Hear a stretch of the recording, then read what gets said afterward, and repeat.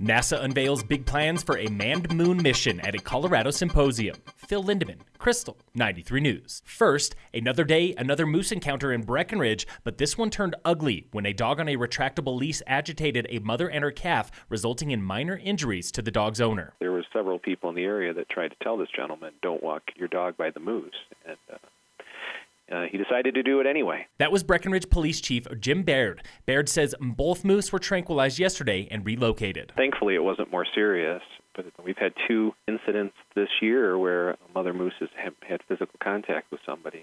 The PD reminds you to be respectful of all wildlife and give animals a wide berth. Keep your dog on a leash even when walking through your neighborhood. Moose have been spotted in every local town this winter, often grazing or napping in front of buildings.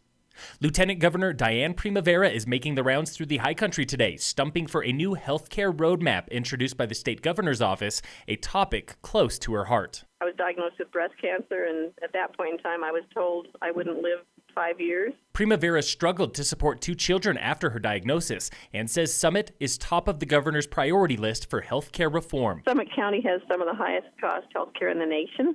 And so, that's an area that we really need to focus on. It's also one of the healthiest counties, so there shouldn't be a reason for this high discrepancy. Primavera visits local hospitals today and meets with the Peak Health Alliance. That's a project by the Summit Foundation to cut local insurance rates through a new partnership with Centura. It could become the model for state-run healthcare in the future.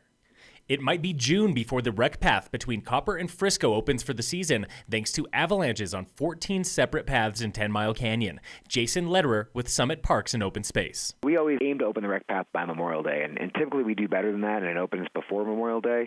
This is a unique year, and so we're just going to have to see. Lederer and county crews won't know the extent of slide coverage or damage until AVI experts give them the green light to be on the path. This could mean changes for Run the Rockies Road 10K and Half Marathon scheduled for June 1st, typically held on the Copper to Frisco route.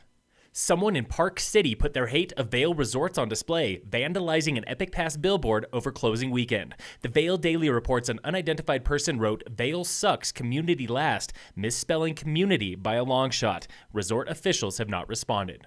The USA is heading back to the moon. At a symposium in Colorado Springs this morning, NASA Chief Jim Bridenstine announced plans for a manned moon mission by 2024. Phase 1. Humans to the surface of the moon as soon as possible. Phase 2, sustainability, reusability, more access to more parts of the moon than ever before, a sustainable human presence at the moon. Plans call for sustainable long-term missions, with astronauts living on the lunar surface for weeks or months at a time. In sports, the Rockies lost to the Braves yesterday 8-6. Today, the Rockies continue their series with the Braves at 6:40. The Nuggets play the Jazz at 7. And in local sports, brought to you by American Family Insurance, the Weiss Agency, Summit High Girls Soccer is in Rifle today. Baseball plays Palmer in Colorado Springs, and boys lacrosse plays Steamboat at home. That one was rescheduled from yesterday. Phil Lindeman, Krystal, 93 News.